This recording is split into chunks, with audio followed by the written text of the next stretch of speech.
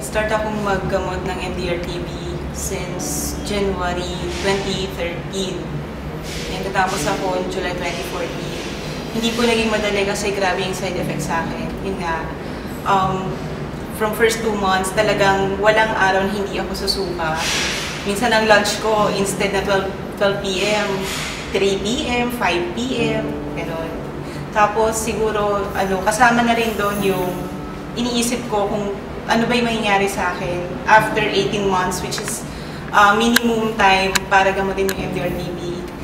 Parang, kasi sa tagal, ang tagal kong nagkaroon ng sakit ng TB, not knowing na MDR na pala yung status ko.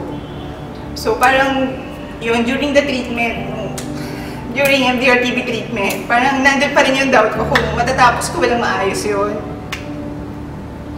So hindi ko alam. Pero yun nga, sabi nga ng mga nurses, ng mga kapapasyente na nakakausap ko, ituloy mo lang, di ba? Kasi marami namang gumagaling dyan sa treatment na yan. Ang experience ng pagkakaroon ng MDR-TB ay hindi madali. Bukod sa masakit yung injection, marami rin gamot.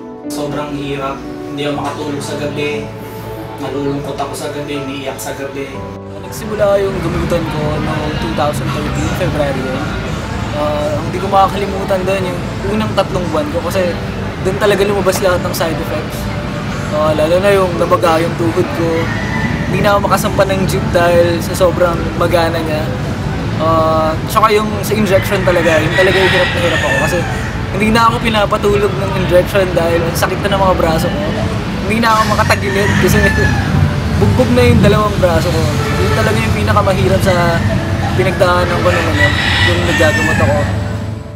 May pangarap ako nandun dahil sa pagkakaroon ko ng sakit na TB. Ay hindi ako nakatapos ng pag-aaral. 3rd year college ako nung nagkaroon ako ng sakit na TB at dahil doon hindi ako nakagraduate. Bukod sa 2 years na magpapagamot, hindi na rin ganun kalusog ang aking katawan upang bumalik pa sa eskwela. Unang-una yung pag-aaral ko. Kasi elementary pa lang ako, nakaplan na yung yung nakaplano na ako para sa sarili ko. Yun nga, yung graduate ako ng college, tatrabaho, and then tutulungan ko yung family ko. Pero yun nga, hindi ko naman din, ang ganda na nung takbo nung nasa college ako, kung saan doon nag-start yung pagkakasakit ko. Pero hindi ko inaasahan yun nga, nagkaroon ako ng TB. Tapos, sa gitna ng pag-aaral ko, kinailangan ko huminto kasi hindi na kaya yung katawan ko. Nandun na yung umuubo na ako ng dugo. During PE namin, bigla akong aalis sa klase kasi nararamdaman ko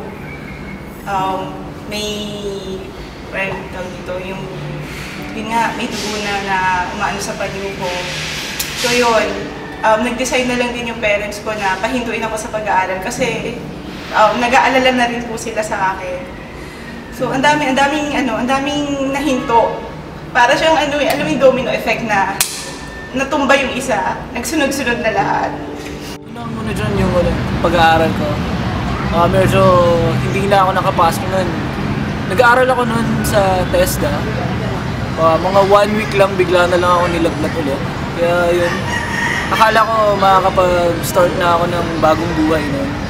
Yun pala, papasok na naman ako sa isang pagsubok na hindi ko akalain na grabe na pala yung nangyayari sa akin.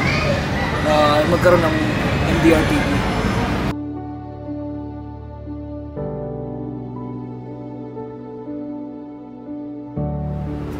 Yung masasabi kong malaking naging pagbabago sa akin, siguro yung relasyon ko sa family ko, sa ibang tao, and sa Diyos. Kasi dati napaka-aloof ko sa family ko, lagi akong malayo sa kanila.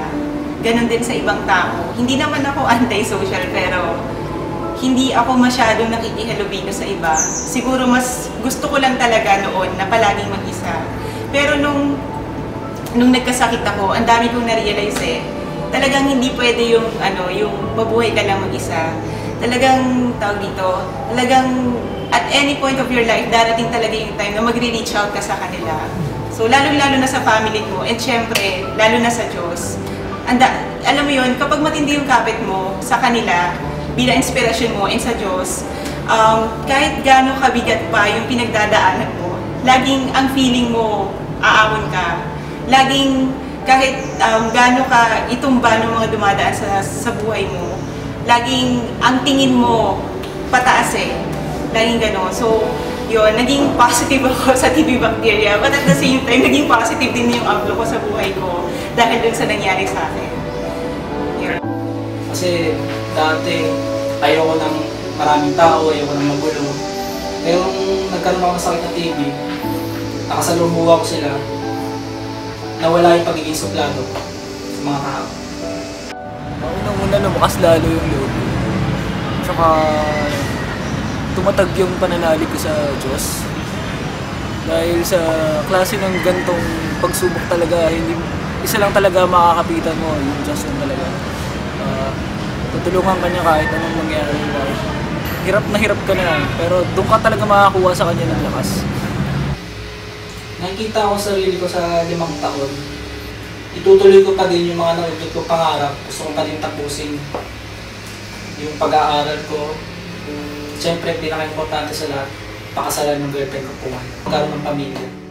Una-una yung matapos ko yung pag-aaral ko, maging registered teacher, and yun, magkaroon ng sariling pamilya. Kasi nga sabi ko nga, ang dami ng hinto nung nagkaroon ako ng TB. Pero ngayon, sinasabi nung certificate ko na natapos na ako ng TB na, uy, eto na, pag-asa mo na ulit na bumangon, ituloy yung mga naudlot na pangarap mo, and magkaroon nga ng buhay na tawag dito, na siguro iba pero mas positibo kaysa doon sa mga tawag dito, mga buhay na pinagdaanan ko. 5 taon mula ngayon, graduate na ako ng college na, nakakapagtrabaho na, nakasimula na din ng mga konting project na yung pinakagusto kong gawin, gumawa ng mga short film. Pangarap ko din kasi talaga maging director. Gusto kong habulin talaga yung pangarap ko, ito pa rin. Para sa sarili ko, masabi din ako na nagawa ko itong bagay na. Ang pinagkakabalan ko ngayon ay isa na akong patient volunteer. Kasi naniniwala ako na malaki ang ginagampan ng papel ng patient volunteer sa ikakagaling ng mga pasyente. Nagbibigay ako payo sa kanila, tinutulungan ko silang gumaling. Gusto ko magsilbing inspirasyon sa kanila. Ang DRTV ay nagagamot. Sa ngayon, ang pinagkakabalaan ko, estudyante na ako ngayon sa kolehiyo. Nakabalik na ako ng pag-aaral. Nakakatuwang isipin, pagkatapos ng paghihirap, merong blessing talaga na darating sa inyo. At yun, ito na nga, estudyante na ako. Nakakatuwa talaga. Sa ngayon, after nung gamutan, tawag dito, naging volunteer ako para sa tawag dito, para sa TB community. And at the same time, yun, naghanap din ako ng trabaho. And ngayon nga, part ako ng isang research kung saan naglalayo na mapaikli yung gamutan ng TB. And proud ako doon kasi habang nagagamot ako, yun yung gusto kong mangyari. Sabi ko, maging abala ako sa isang bagay na alam ko makakatulong para sa mga tao na pinagdadaanan yung kung ano man yung pinagdaanan ko.